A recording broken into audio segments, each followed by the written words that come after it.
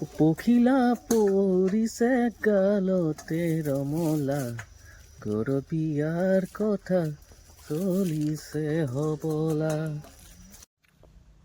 পখিলা গাত পৰিছিলে দেখিলে নাই? আকৌ পৰিব। হায়ৈ অঞ্জনা কিনো কম দুখৰ বেদনা, ডাঙৰ হৈ পাহৰিলি মোকে হবলা।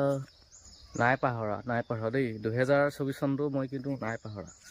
মানে কি ক'ম আৰু, আমাৰ কাৰণে বছৰটোহে নতুন, কিন্তু আমাৰ সমস্যাবোৰতো সদায় একেই। সেয়া 24 হওক 25 হওক, মানে 2024 হওক 25 হওক 30 হওক, লাগিলে যিমানেই নহওক আমাৰতো আৰু একেই থাকিব যেন পাইছোঁ আৰু।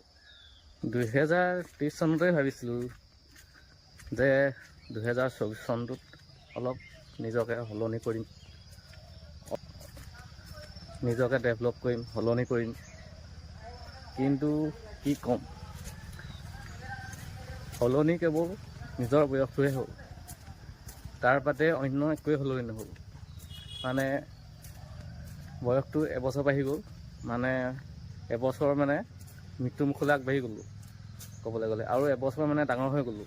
ডাঙৰনো কি মানে মৃত্যুমুখলৈ এবছৰ আগবাঢ়ি গৈছোঁ, এয়াই বাস্তৱ। সময়ো যে এনেকৈ গৈ থাকে, বয়স বাঢ়ি গৈ আছে। আৰু এটা কথা, মানে মানুহে সদায় একেটা কথাই ক'ব লাগে, আজি এটা কাইলৈ এটা, তেনেকৈ ভাগে ভাগে কথা, মানে ভিন্ন ধৰণৰ কথা কোৱাটো ভাল নহয়। আৰু ময়ো, কোনোবাই যদি মোক সোধে তোমাৰ বয়স কিমান হ'ল, মই একেটাই ক'ম। কাৰণ মই মানে আজি এটা কাইলৈ এটা তেনেকৈ মই বঢ়াই কৈ নাথাকোঁ। মই একেটাই ক'ম, 20 হৈছে 20ই কৈ থাকিম, যিমানেই যি নহওক। কাৰণ মই কথা মানে উল্টা কথা বেয়া পাওঁ। মই একেটাই কৈ থকা মানুহ, সেয়াই মই ভাবিছোঁ। এতিয়া কোনোবাই যদি মোক সোধে বয়সৰ কথা, মই একেটাই কৈ থাকিম। আমাৰ মানে টমটমে যে মাছ নহ'লে ভাতেই নাখায়। মাছ খাবলৈতো সদায় ক'ত পইচা পাম, ডাঙৰ মাছ। সেইকাৰণে সৰুৰ পৰাই তাক মানে পুঠি মাছ আনি পেলাই শুকুৱাই থৈ দিওঁ। শুকুৱাই থৈ দিয়াৰ পিছত মানে ভাতৰ লগত মানে পুৰি দুইজনী তেনেকৈ সানি দিওঁ, তেতিয়া ভাতখিনি খায়। যদি মাছ লৈছিলে মানে এইখিনি পুঠি মাছ, এতিয়া এইবোৰ মায়ে হেৰি কৰি আছে, বিলঙনিও হেৰি কৰি আছে। তাৰপিছত মই ইয়াত খৰি কেইটামান কাটি দিলোঁ, মানে ধোঁৱাটোৰ কাৰণে খৰি কেইটামান লাগে যে। এয়া চাহ গছৰ আগতে কটা গছ এজোপা আছিলে, আৰু কেঁচা খৰি এয়া কেইটামান ফালি দিলোঁ। আৰু চাহ গছজোপা কাটোতে আজি বস্তু এটা পালোঁ, মই এইটো দেখুৱাই আছোঁ বাৰু। বস্তু এটা পাইছোঁ, মানে মই ইয়াতে থৈ দিলোঁ। এইটো চাওকচোন বাৰু, দেখাত কেনেকুৱা লাগিছে বাৰু। এইটো চৰাই এজনী বনিবনে বাৰু, মানে চৰাই এজনী বনাম বুলি ভাবিছিলোঁ। এইটো আপোনাৰ যিটো পথাৰত যে থাকে মূৰ্তিটো চৰাই, সেইজনী বনাম বুলি ভাবিছিলোঁ। হ'বনে বাৰু? ভৰিটো এনেকুৱা বনাব লাগিব, আৰু যেতিয়া বনাম তেতিয়া দেখাম বাৰু।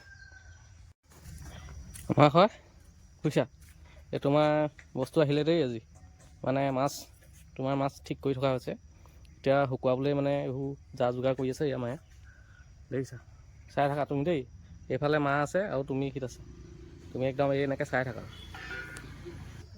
আপোনালোকক এটা মই ৰিকুৱেষ্ট কৰিছোঁ, যিসকলে আজি মোৰ চেনেলটো প্ৰথম মানে পেজত যিসকলে ভিডিঅ' চাই আছে, প্লিজ পেজটো ফ'ল' কৰি দিব। আৰু মোৰ ইউটিউব চেনেলটো নাম হৈছে ৰাজেন ফৰেষ্ট বুলি এটা ইউটিউব চেনেল আছে, আৰু এটা দুখীয়া মেন বুলি এটা ইউটিউব চেনেল আছে। আপোনালোকে ইউটিউবত গৈ চাৰ্চ কৰিলে পাই যাব।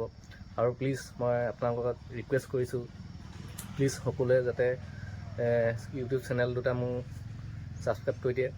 কাৰণ ৰিকুৱেষ্ট মই এইটো কাৰণে কৰিছোঁ, মানে কেতিয়াবা মানুহক মানে ৰিকুৱেষ্ট কৰিবলগীয়া হয়, ভগৱানে নকৰক, কেতিয়াবা আপোনালোকৰো কেতিয়াবা হয়তো কাৰোবাক তেনেকৈ ৰিকুৱেষ্ট কৰিবলগীয়া হ'বও পাৰে, যে মা দেউতাৰ কিবা বিপদ আপদ হৈছে বা বেমাৰ আজাৰ হৈছে, যে তেতিয়াও আপোনালোকে ৰিকুৱেষ্ট কৰিব পাৰে যে মোক পইচা টকা সকলোৱে জিপে' কৰি দিয়ক, মোক অলপ সহায় কৰক।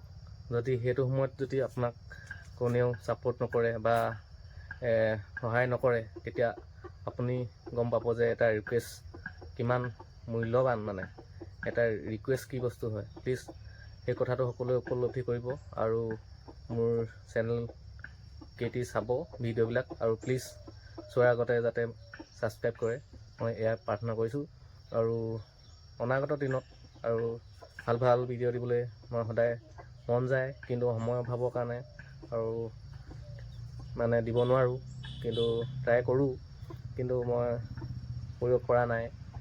তথাপিও মই আপোনালোকৰ সহায়ৰ প্ৰয়োজন হৈছে, মোক ছাপোৰ্ট কৰক। অন্য একো ছাপোৰ্ট কৰিব নাই, ছাবস্ক্ৰাইব কৰি দিয়ক। ছাবস্ক্ৰাইব কৰিলে কাৰণ আপোনালোকৰ একো খৰচ নহয়, একো নাযায়, অকণমান সেয়াই প্লিজ ছাপোৰ্ট কৰিব দেই, প্লিজ মই এয়া কামনা কৰিছোঁ।